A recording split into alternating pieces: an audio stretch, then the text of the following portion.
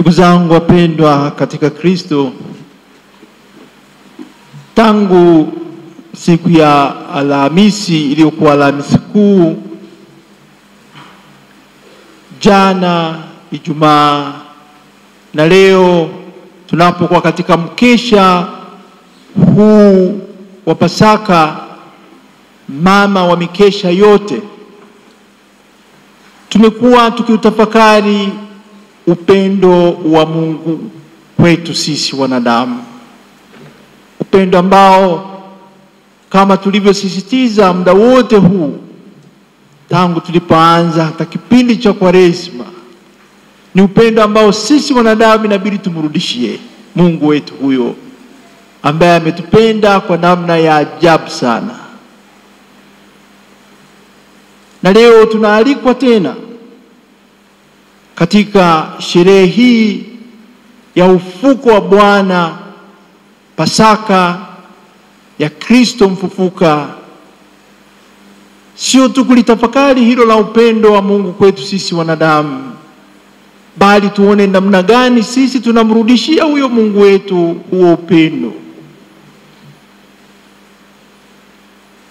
Upendo wa ajabu kabisa usiopimika aliuonesha na anaendelea kuonesha pale Bwana wetu Yesu Kristo alipoamua na akakubali, akijinyenyekeza na akifuata hiyo na kuisikia sauti ya Mungu Baba wake, kujitoa afe ili mwanadamu na ulimwengu patanishwe na Mungu.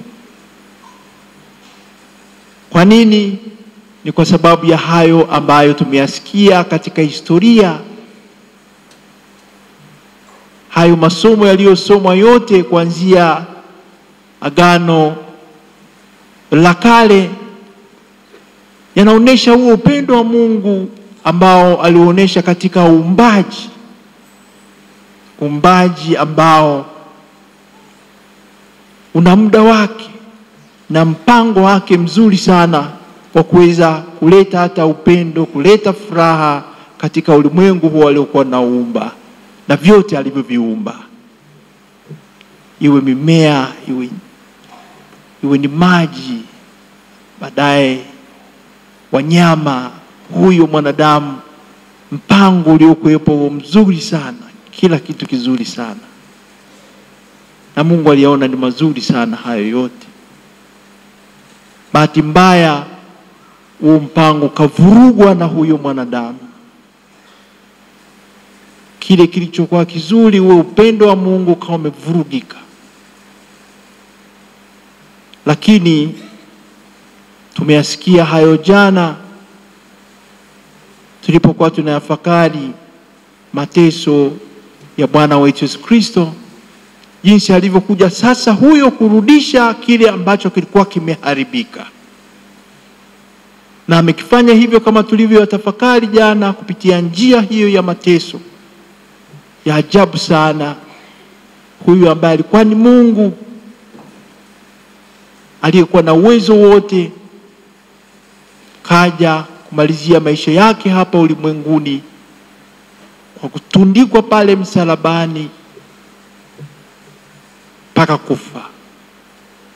Lakini huyo ambaye alitundikwa pale msalabani, aliyafanya hayo ni kwa sababu ya huo upendo wa Mungu. Na kwa alilolifanya hilo, sisi tukawa tumekombolewa. Kristo amefufuka. Heri ya Pasaka.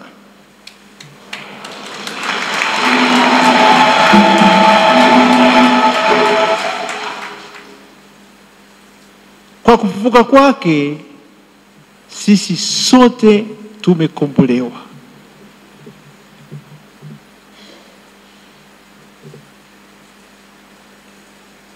Bado yawezekana kuna wengine wana wasiwasi, lakini tuwafuate hao ambao wametutangulia.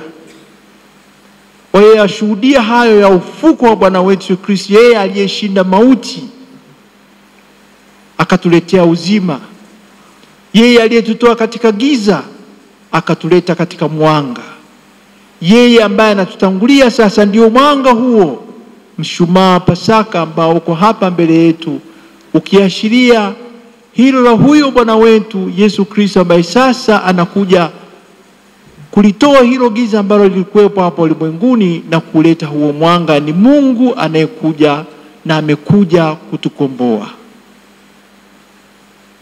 Wameyashuhudia hao tuliosikia kwenye sehemu hiyo ya Injili ya Luka, akina mama Maria Magdalena na hao wengine kina mama ambao wakati bado kuna giza hiyo kuamkia hiyo Jumapili wanakimbia kwenda wakampake mafuta, lakini wanakuta kaburi liko tupu.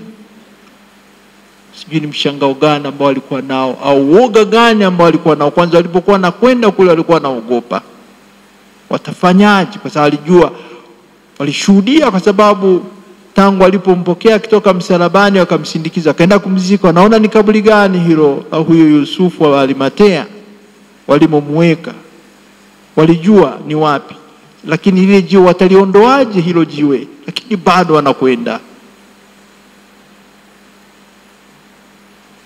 wanakuta jiwe halipo tena pale. Wamesimama hao watu wawili, ndio wanaanza kushangaa, toka mbio kurudi kwenda kuambia hao wanafunzi. Kwa vyote na wao kama tunavyosikia, kama tulivyoambiwa, waliona ni mambo ya upuuzi. Hata wao ni udhaifu ambao tulikuwa tunaongelea jana, udhaifu wa kibinadamu. Lakini basi Petro huyu ambaye na yeye alionyesha huo udhaifu wake siku hiyo ya mateso jana, kama tulivyosikia, aliyemkana, angalau sasa anaamua sasa yakimbie aende kaburini kule, kwa sababu amemwambia ni upuuzi, lakini angalau sasa inaanza kurudi polepole. Kimbie kwenda kutizama kweli kama kule kaburini hakuna kitu au kitu gani kimetokea. Lakini basi huyu ambaye alimkana Bwana wetu Yesu Kristo, naona polepole imani yake sasa inaanza kukua. Atakuja kukiri ufufuko wa Bwana bila uoga, kama tulivyosema. Kama kuna sifa ambayo mimi naiona na nyinyi mtaiona na sisi tunaiona ambayo inabidi tuifuate, tumfuate huyo anayetutangulia kuwa nayo na sisi tuwe nayo, niyo sifa ya ushujaa. Petro baada ya kuwa sasa amerudi kama Kristo mwenyewe alivyokuwa anamwambia, kisoma katika Injili ya Luka sura 22 aya 32, alimwambia atakapo ipata tena ile imani, atakapoongoka katika maana alijua, kwa sababu alikuwa anamwambia akiwa katika karamu ya mwisho kwamba angelimkana huyu, lakini alijua atarudi tena. Atakaporudi basi huyo Petro kwa imani atakayokuwa nayo, na alishamfanya kama angelikuwa ni mwamba, na juu ya mwamba huo angelijenga kanisa lake, aende akawaimarishe hao ndugu zake. Na kweli baada ya kuwa amerudi, ikamrudia sasa, akafahamu, akakiri kabisa ufufuko wa Bwana. Utamuona anavyokwenda Petro atakavyoenda kumkiri mbele ya watu bila woga, mbele ya mataifa, na hasa hao Wayahudi na wakubwa wao, wakuu wa makuhani, hao Wafarisayo ambao walikuwa ni tishio, lakini bila woga. Huyo mliyemuua, huyo mliyemtundika juu ya msalaba, Bwana amemfufua, na ni kwa sababu ya nguvu zake huyo na sisi ndio tunayatenda haya yote yanayofanyika. Huyo ni Petro, anashuhudia huo ufufuko wa Bwana wetu. Na baadaye atakavyokuja kuwatokea huyo Bwana wetu Yesu Kristo, kienda tena ukasoma katika Injili ya Yohane sura 21 huko mwishoni huko, anavyowatokea wakiwa wameenda kuvua samaki, wameshindwa kupata samaki, lakini baada ya kuambia tupeni jarife lenu mkono wa kulia huko, basi ndio akaja kuwapata hao samaki. Mungu akamtambua kwamba ni Bwana, ni Kristo huyo aliyefufuka. Atakapoanza kumpiga maswali huyo Petro, wewe wanipenda? Ndiyo Bwana, nakupenda. Lisha kondoo zangu. Petro, wanipenda? Ndiyo Bwana, nakupenda. Chunga kondoo zangu. Wanipenda? Ndiyo, nakupenda. Lisha kondoo zangu. Baada ya ufufuko, Petro atatoka hapo na nguvu zote. Ndio sasa utaona kazi atakayoifanya mpaka kufa. Na sio Petro tu, hata hao wengine ambao walikuja baadaye, waliokuwa wamemkimbia, kwa vyote na wao watashuhudia huo ufufuko wa Bwana. Na kwa kushuhudia huo ufufuko wa Bwana, basi watafanya mambo mengi sana. Wa mwisho ambaye anakuja kujitaja, ambaye amekuja kuyafanya ya ajabu kabisa kama tunavyomfahamu, ni mtume Paulo. Soma katika waraka kwa kwanza kwa Korinto sura ya 15, pale anayaongelea hayo ya ufufuko wa Bwana navyomkiri.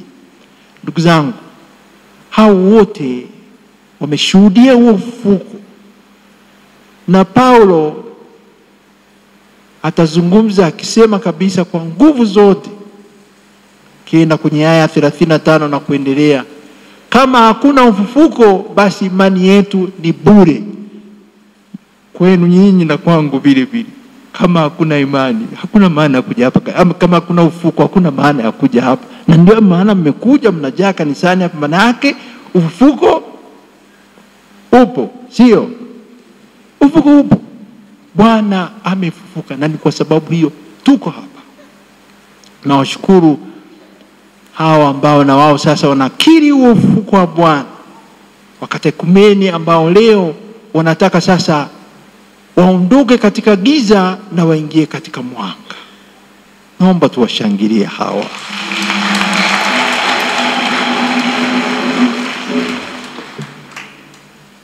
Nyinyi mmeyafahamu hayo ambayo yamefundishwa ya upendo, Mungu anavyotupenda, anavyompenda kila mmoja na anavyotaka aokoke. Na nyinyi sasa mnataka muokoke kwa sababu mnataka mtoke katika hayo maisha ya zamani ya kifo, muingie katika maisha ya uzima ya mwanga. Jiwe litoke hilo ambalo limefunga kaburi, na nyinyi mtoke kuzika kama vile huyo Kristo alivyotoka kuzimu huko baada ya kuwa ameweka katika kaburi hilo akafufuka, na nyinyi mnataka muwe kama yeye. Ndugu zangu, hata sisi tunaposhangilia ufufuko wa Bwana, tunapomkiri huyo Bwana aliyefufuka, tunaalikwa sasa tufanye hayo mabadiliko. Ni mabadiliko ambayo tulitaka tuyafanye tangu tulipoanza kipindi chetu cha Kwaresma. Wakati wa kufaa wa neema ndio huu. Na leo kwa namna ya pekee ufufuko wa Bwana utukumbushe hilo la kubadilika. Na kama hatutabadilika, basi Pasaka haina maana yoyote kwetu. Kila mmoja bila shaka amejichunguza tulipoanza kipindi hiki cha Kwaresma, kujitizama ule udhaifu tuliokuwa tunausema jana. Wakina Petro ambao wamemkana Kristo, wakina Yuda ambaye sio kumkana tu bali wamemuuza kwa vipande hivyo 30 vya pesa, na mengi ambayo tunayafahamu sisi ambao ni udhaifu wetu, mahusiano yetu sisi kwa sisi, kuanzia katika jumuiya zetu, katika familia zetu huko. Ndugu zangu, Bwana wetu Yesu Kristo ndio amefufuka, ametukomboa, lakini bahati mbaya sisi ambao tunaalikwa tupokee upendo wake, bado hiyo misalaba tunampatia aibebe. Kwenye familia zetu misalaba ipo. Watoto kutowasikiliza wazee, labda hata wazazi wenyewe kutopatana, mafarakano yanayokuwepo huko. Katika sehemu zetu za kazi, mivutano tunayoisikia katika maofisi yetu,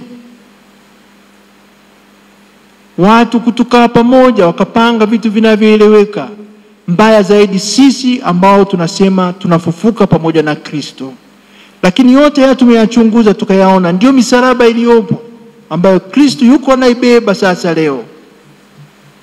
Hatujaingia kwenye mapambano yanayokuwepo katika vikundi mbalimbali, iwe ni katika nchi au katika mataifa, mabara, hata ulimwenguni. Hivyo vita tunavyovisikia na wengine yawezekana kabisa wanaovianzisha ni hawa hao waamini wanaosema tumefufuka pamoja na Kristo. Hiyo ni misalaba ambayo Kristo yuko anaibeba. Sasa ili tuseme tumefufuka, inabidi hayo yasiwepo. Au basi sisi ambao tunasema tunataka kabisa tumfuate Kristo bila woga, kwenye nafasi zetu tunazokuwa nazo, pale ambako tunaona haya mambo yanafanyika, hilo giza linaingia, hiyo misalaba inaingia, haina budi sasa tuibebe hiyo misalaba pamoja na Kristo kwa ushujaa kabisa. Ndio twende tukayakemee hayo, twende tuone namna gani yataondoka. Ndio hapo tutasema kwamba tumefufuka. Achana na yale ya kwetu.